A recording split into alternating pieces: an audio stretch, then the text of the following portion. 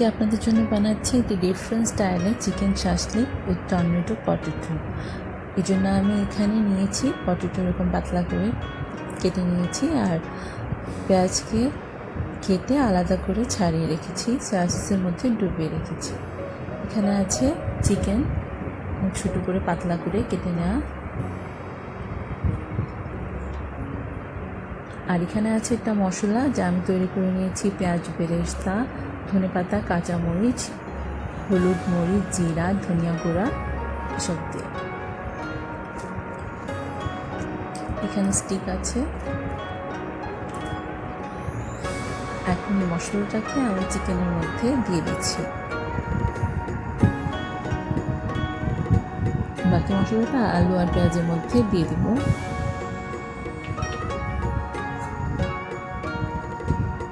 মশলার সাথে চিকেনকে ভালোভাবে মাখিয়ে নিয়েছি।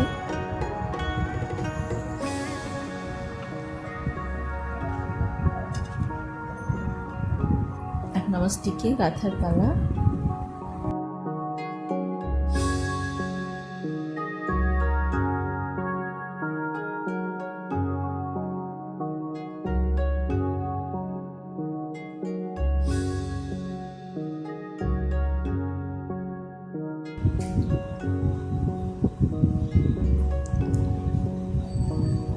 এখন ভাজার পালা। ভাজার জন্য আমি একটি গোলা বানিয়ে নিব। একটু ময়দা, হলুদের গুঁড়া, মরিচের গুঁড়া আর লবণ দিয়ে, হলুদের গুঁড়া, মরিচের গুঁড়া, লবণ দিয়ে ভালোভাবে ময়দার সাথে মাখিয়ে নিচ্ছি। তারপর এখানে পানি অ্যাড করব। পানি এমনভাবে অ্যাড করতে হবে যেন গোলাটা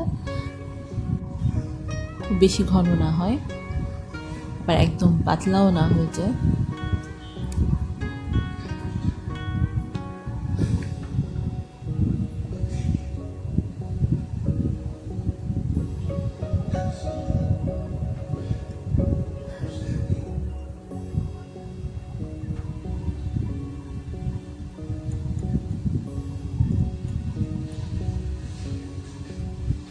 ভালোভাবে নেড়ে আমি পাতলা গোলা, খুব বেশি পাতলা না কিন্তু ভারী হতে পারবে না, এরকম একটা গোলা তৈরি করে নিলাম। এখন এর মধ্যে ডুবিয়ে আমি আমার ওই স্টিকগুলোকে ভেজে নেব।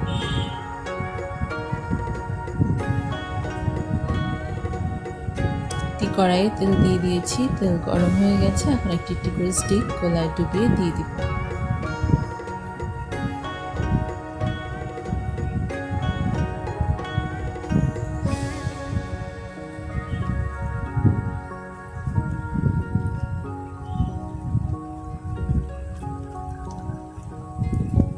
তিনটার বেশি একসাথে দেওয়া যাবে না।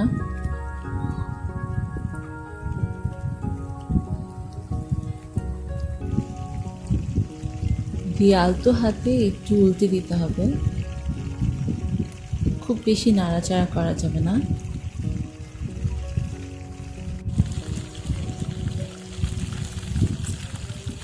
শাসলিক প্রায় হয়ে গেছে, নামিয়ে নেওয়া যাবে।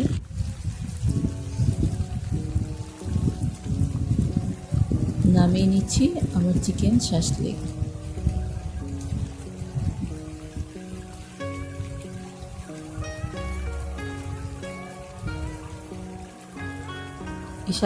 এই শাসলিকটা মূলত কাঠি কাবাব স্টাইলে করা।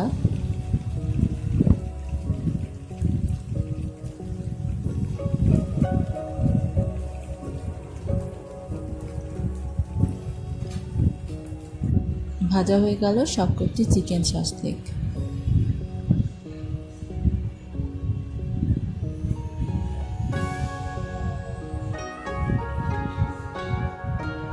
দেখিয়ে দিচ্ছি টমেটো পটেটো ফ্রাইয়ের জন্য পটেটো কিভাবে কেটে নিতে হবে। এটি মূলত একটি বিশেষ কাটারের মাধ্যমে কাটা হয়। যেহেতু আমি ছুরি দিয়ে কাটছি তাই খুব বেশি পাতলা হবে না। ছুরি দিয়ে এভাবে ঘুরিয়ে ঘুরিয়ে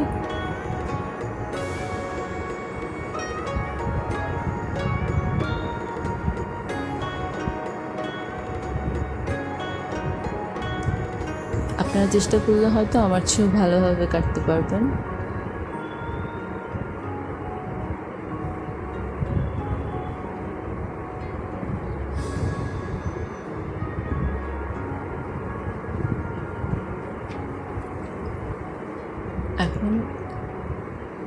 কাটা টুকরোগুলোকে একটু ছড়িয়ে নিব। স্টিকের মধ্যে আলুটা গেঁথেছিলাম, সেই স্টিকের মধ্যে একটু ছড়িয়ে নিব।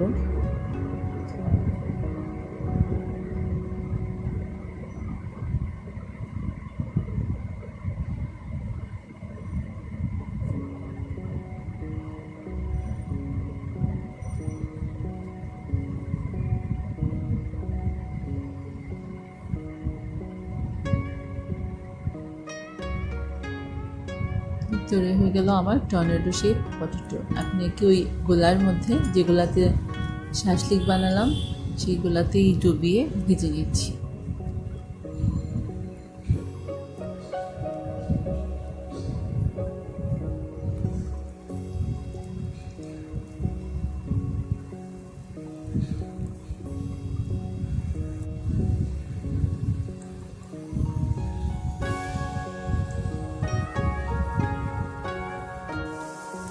হয়ে গেছে টর্নেডো পটেটো ফ্রাই, তুলে নিচ্ছি প্লেটে।